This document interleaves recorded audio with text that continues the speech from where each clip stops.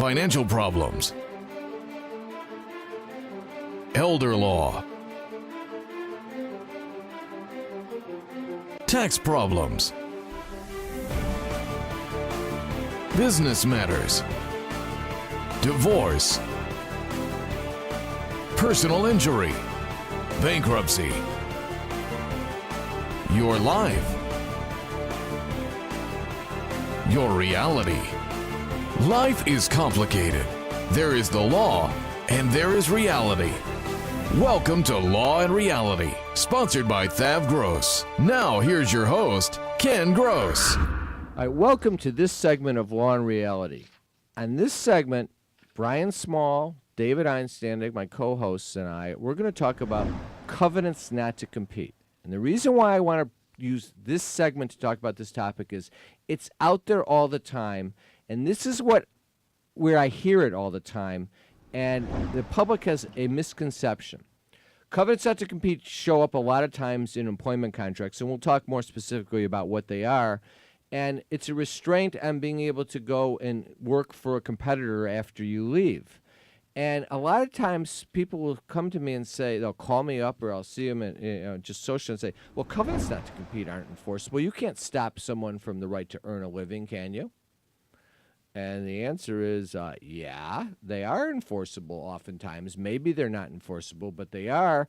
And what that says to me is people need to know more about covenants not to compete, particularly now that we're moving into a more active workforce. Jobs are available. There's recent statistics out that people are moving to a job mentality of switching jobs every 5-6 years rather than the old stay in one job for 15-year term.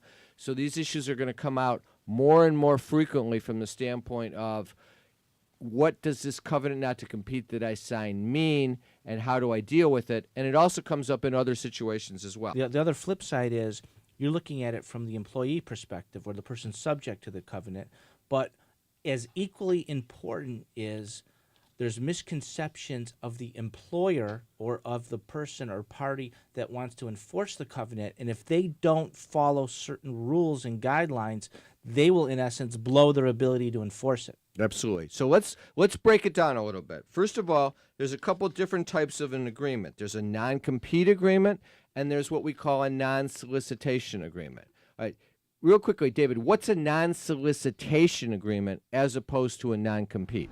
A non-solicitation would come under the purview of seeking business or soliciting business from a person or a company.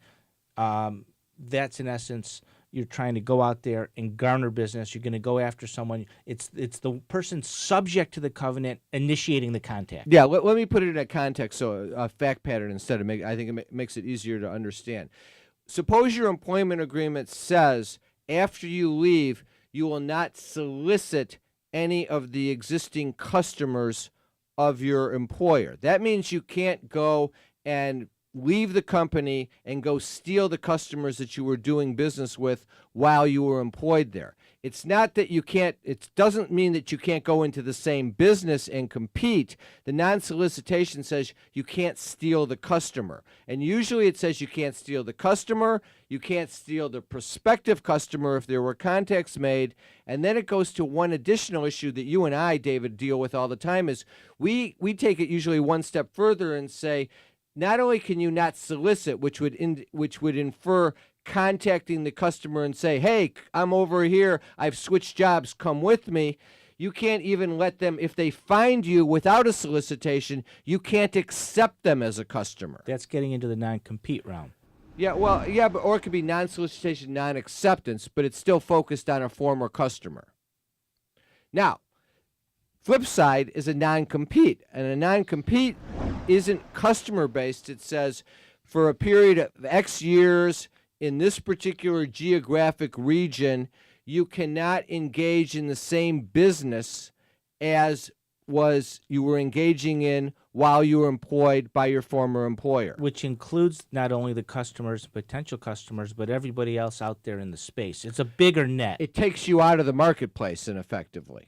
All of a sudden, if I'm an auto parts salesman, I now can't go anywhere else and sell auto parts because I'm competing with the auto parts business. A non-compete can be far broader, is typically far broader and more restrictive than a non-solicitation. But more often than not, when we draft these agreements, we have both provisions in there. We have a non-solicitation and we have a non-compete when we're looking out for the employer, or the other circumstances when you're selling a business. And let's talk about that briefly. Those are two different buckets, and the statutes and the laws treat them differently.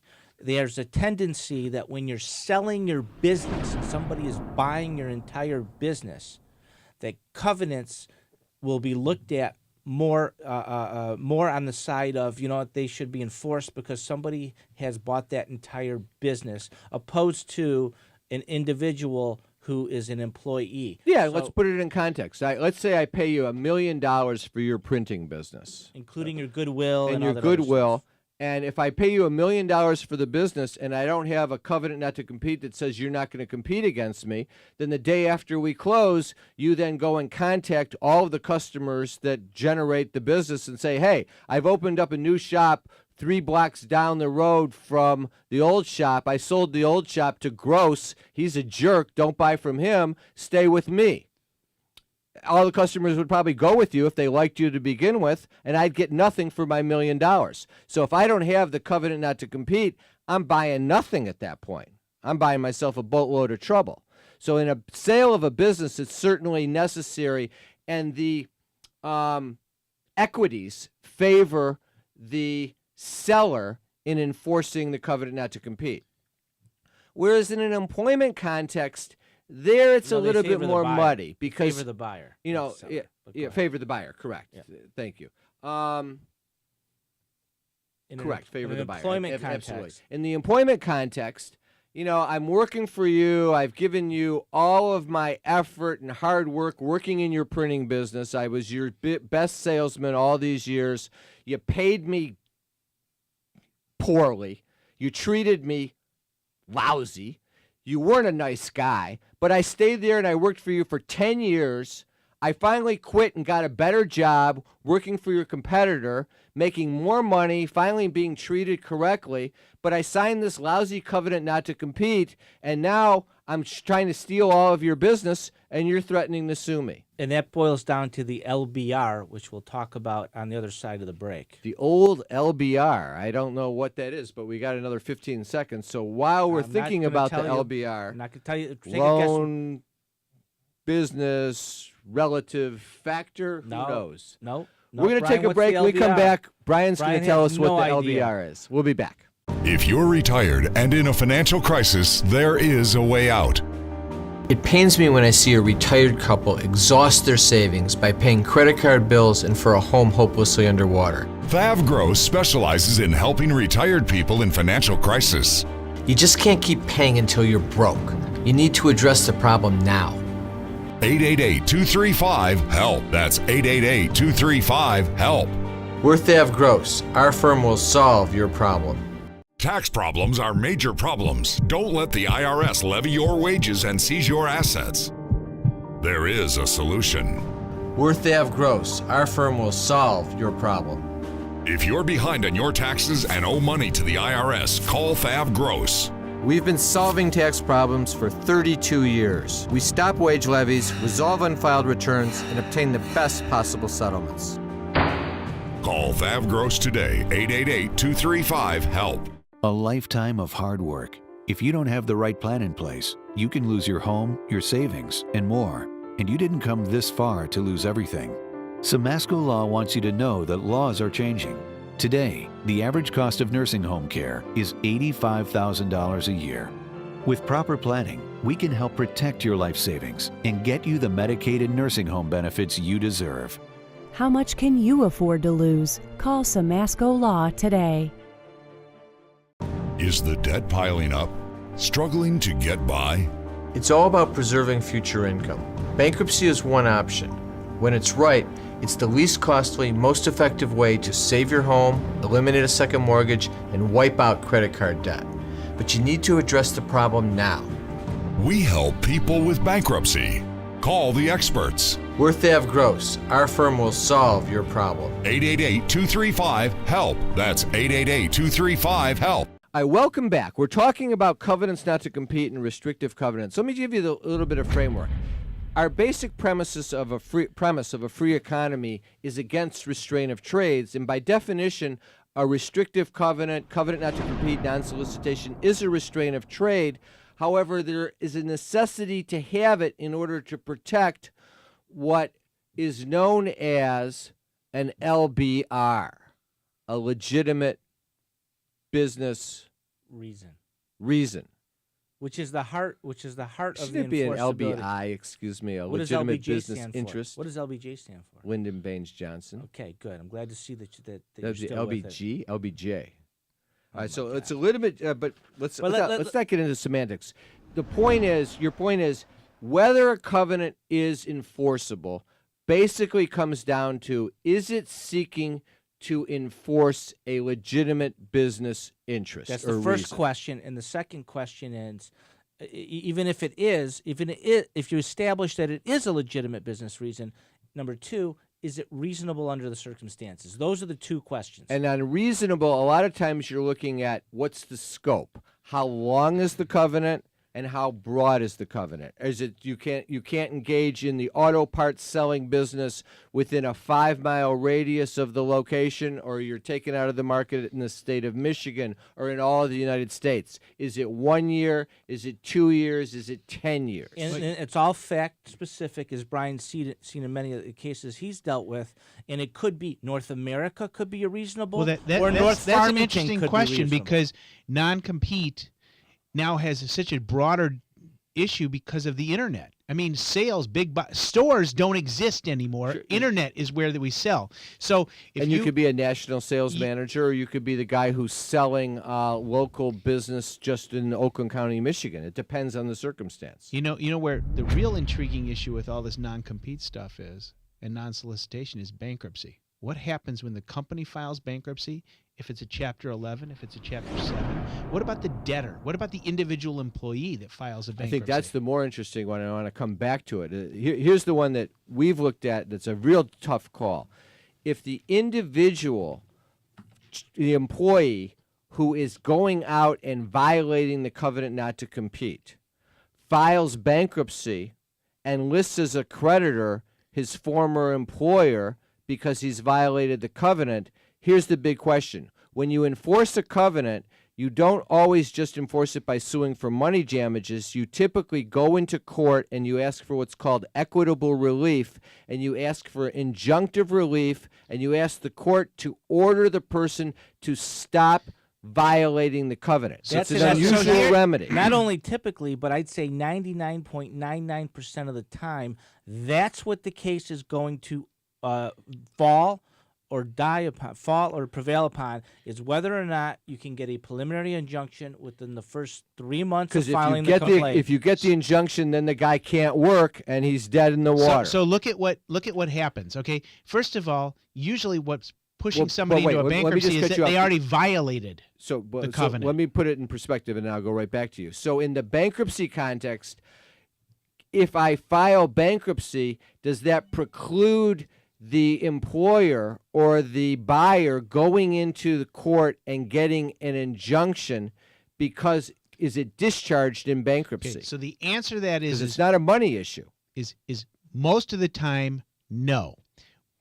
If there's been a previous violation of the covenant, that violation yields a money damage. That money damage is dischargeable, and it's discharged on the day, effectively the day the debtor files the bankruptcy. The money is. The money is. What about the restraint? The ability of the restraint- court to restrain the employee from working. That's an injunctive issue, Issue. and it comes up post-petition the next time somebody violates, and you can't, for the most part in the case law, reject that aspect of a so non-compete. you could still be bound by the covenant. So you could have. 'Cause if you you can't- are most likely still bound by the covenant after the filing of a bankruptcy. Interesting. We got a little bit ahead of ourselves, and there's another context of financial distress that I want to bring out on a covenant at the end of this segment. But before we get there, let's just kind of look at enforcement issues from a practical standpoint. Let's just kind of take the issue that we see on a constant basis.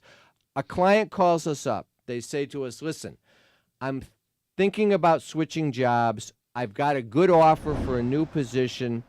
My old company, I signed this document, this covenant not to compete.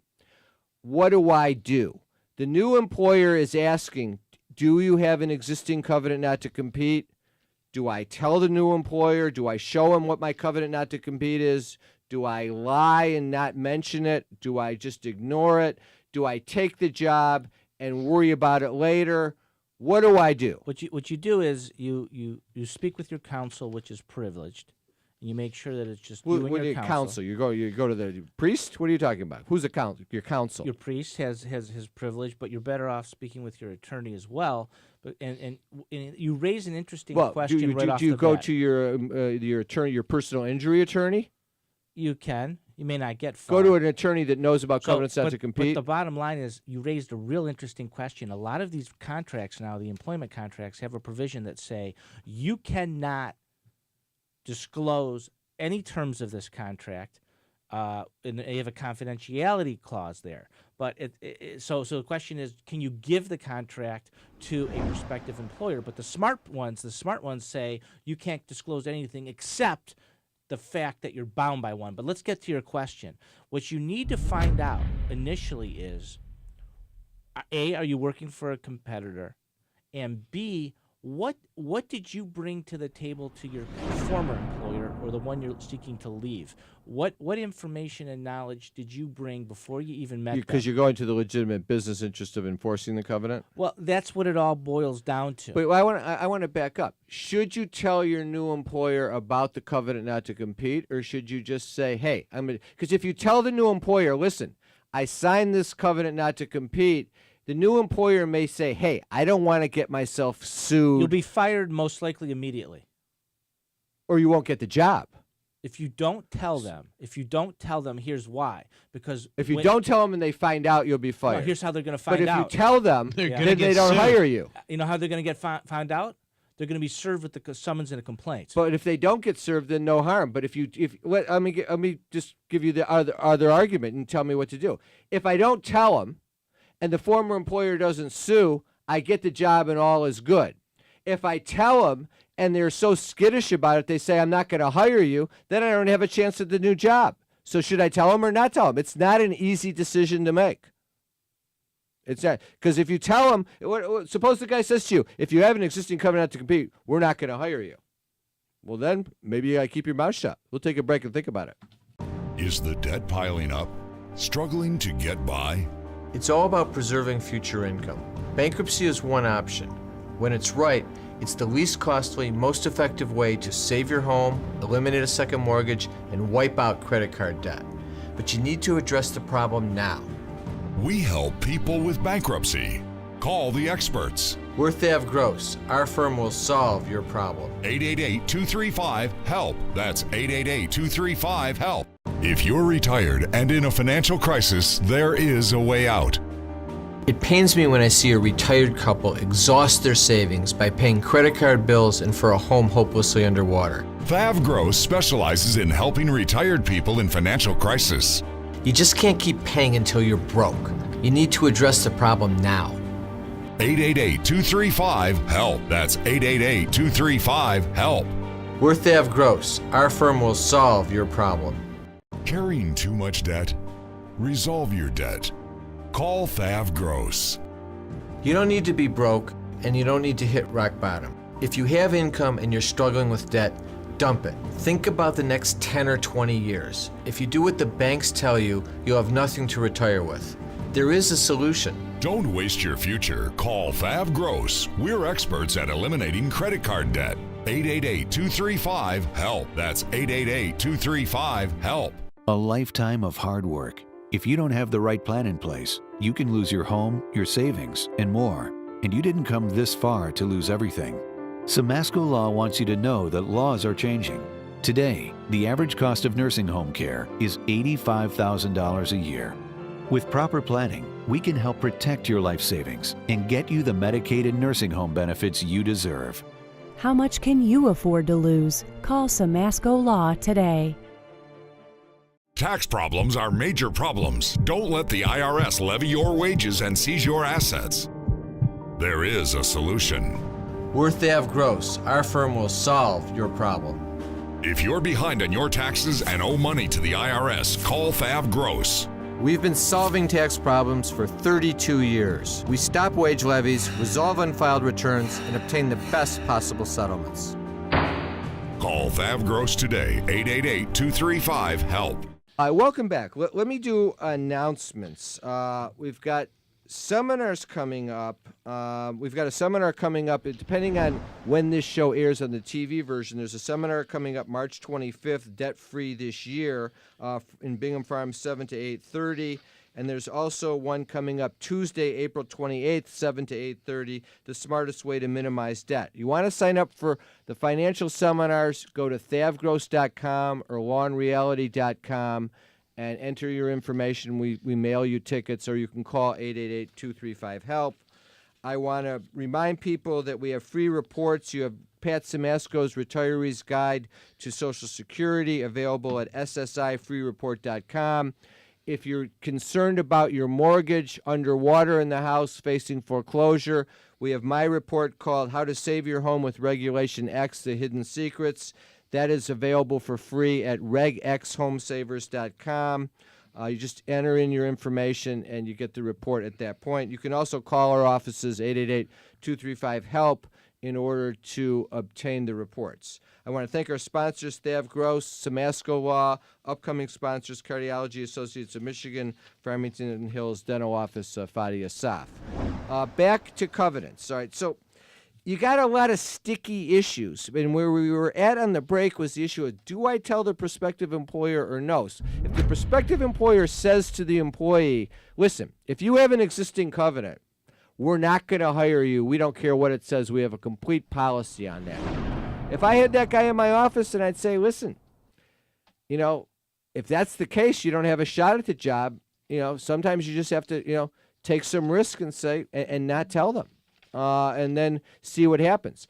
But a lot of the issues on covenants not to compete come down to, will the employer choose to enforce it? If they do, you're looking at expensive legal problem because you have to fight the covenant not to compete. Will a judge enforce the covenant? Answer is, it depends. If the judge feels that the covenant is too restrictive, he typically has the right to reduce the scope of it or ignore it. But those decisions are made case by case. You don't know who the judge is going to be, and you don't know the result. It's a very difficult issue, and you should seek counsel and get as much information of dealing with the issue as you can when you face it. Now, let me give you an interesting business situation that it comes up that people don't think about. Brian, you and I run into this quite frequently. Suppose you have a business that is in financial trouble, and the bank is coming down on you, and they're going to foreclose your business. They're going to sell off the real estate, and they're going to take all of your assets. They're putting you out of business. And at the end of the day, you're going to be $500,000 short after all of your assets are sold off. And you have a personal guarantee. Okay. Where we sometimes a covenant comes into in this way. I'm Bill, the printing company, and the printing company's going down. If Bill and so I owe the bank $1 million. I find a buyer for the business, and he's going to pay $600,000. The bank's going to take the $600,000 because that's better than zero. But the bank's saying, you still owe us the $400,000 deficiency, and we're going to sue you for it. Here's what you do in that circumstance if you're Bill. You make sure that the buyer, when they're buying the business for $600,000, says, I want Bill's covenant not to compete because I don't want Bill going back in business and competing with me. Well, in that circumstance, if Bill has to give his covenant not to compete, what does Bill say to the bank? I want out of the guarantee. Yeah, you got to release the guarantee if you want your $600,000. Because I won't sell the business. That gives you leverage. That's A. But what's gives B? you leverage? Bill says, I want a release of the guarantee, and I want you to pay me for the tax that I'm going to incur on the cancellation of indebtedness. And C, I want $50,000 to get a new job. Right. For so what does the relocation bank money. say? The whole point is that covenant gives you some leverage to negotiate with the bank. I've had the circumstance so bizarre that I had this. I had all the right facts set up, and the buyer comes and makes an offer and sends it over to me, and the buyer didn't ask for a covenant not to compete from our client. And I knew I needed the covenant not to compete so that I could then go to the bank and have leverage to negotiate it with it. But the buyer's counsel was not very savvy and didn't even think that he needed a covenant not to compete to protect his client. So I had to call the buyer's counsel up and say to him, listen, I think you forgot something in your purchase agreement. You don't have a covenant not to compete. My client can go and start competing against you the day after you buy the business. I don't really think that we want to, I don't want to, before I send this to the bank, maybe you want to send me a new purchase agreement. And the guy goes, oh, yeah, I forgot about that. So he sends me a new purchase agreement, has the covenant not to compete. I send it off to the bank and say, here's our prospective deal. The bank looks at it and says, yeah, that makes sense. We're okay with that. And I said, well, there's one catch. If you want Bill to sign off on the covenant not to compete, he wants the release from the deficiency. He wants some relocation money and so on and so forth. Then we cut the deal that we wanted to. But in this case, I had to fight to get the covenant not to compete. So it's kind of an the interesting moral of the story is a covenant not to compete can be a bad thing from the employee's perspective. It can be a good thing from the employer's perspective. It can be a good thing from the employee's perspective. It all depends on how you're manipulating and using it. But at the end of the day, if you're the single employee signing a covenant not to compete before you sign that employment contract is when you should really have it reviewed by an attorney. Yeah, if Jerry the bartender says, hey, you can't stop somebody from earning a living, don't worry about the covenant not to compete. You say to Jerry, Jerry, get me another drink, fill it up to the top, and let's talk about Lions, Tigers, and Pistons. I completely You go agree. with me on that one? Absolutely. And quickly, We Ken, can talk about the wings, too. We talked a lot about the employee end, but from the employer's perspective, don't just think because you have a covenant that it's going to work. So an employer must think clearly, if I have something that's a legitimate business interest, I need to keep certain things that I believe are trade secrets. You need to have passwords. You need to have access. You need to support this person. If this person comes in and they've got all the knowledge already, the covenant's not going to be worth the paper it's written on. Absolutely. The bottom line on the whole thing is covenants are very serious, legitimate issues that have to be addressed carefully. You should look at it very carefully if you're facing one. We'll be back with the next segment of Law and Reality.